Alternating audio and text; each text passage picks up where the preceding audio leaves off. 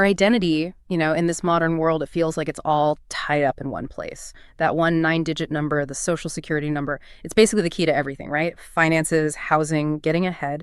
But then you see these constant, huge data breaches. Equifax, Experian, companies that should be airtight are leaking our info onto the dark web.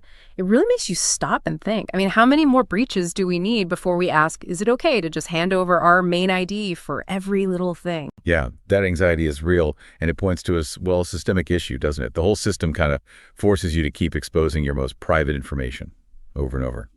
So this deep dive, we're focusing on the credit privacy number, the CPN. Our sources frame it as this powerful and, importantly, legally sanctioned tool. It's designed to give you back some financial control and shield that primary SSN from, unnecessary risk. Okay, so our mission today is really to cut through the noise, the myths around the CPN. We want to unpack its legal roots, which are surprisingly strong, and show you how a CPN, when it's set up the right way, can be used strategically. We're talking everything from getting an apartment to even acting as a personal guarantor for business stuff. And crucially, we absolutely need to talk about how vital it is to pick a reputable company, one that gives you a properly certified, forensically checked number. Right, let's jump straight into that legal foundation, because this is key. The CPN's legitimacy isn't some kind of loophole. It's actually grounded in a major piece of federal law, the Privacy Act of 1974. Ah, okay. Public Law 93-579. Signed by President Ford, wasn't it?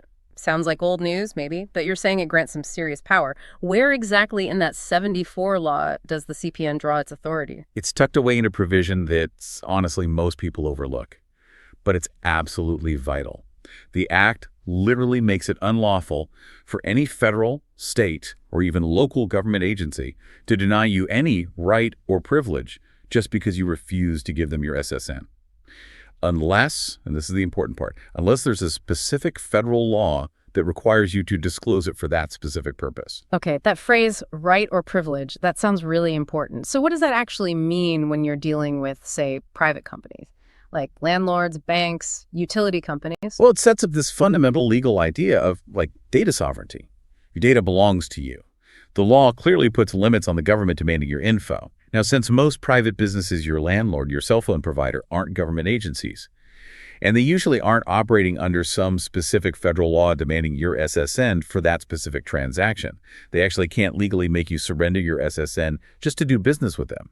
The CPN is basically you exercising your legal right to use a different unique identifier for those kinds of private contracts. Okay.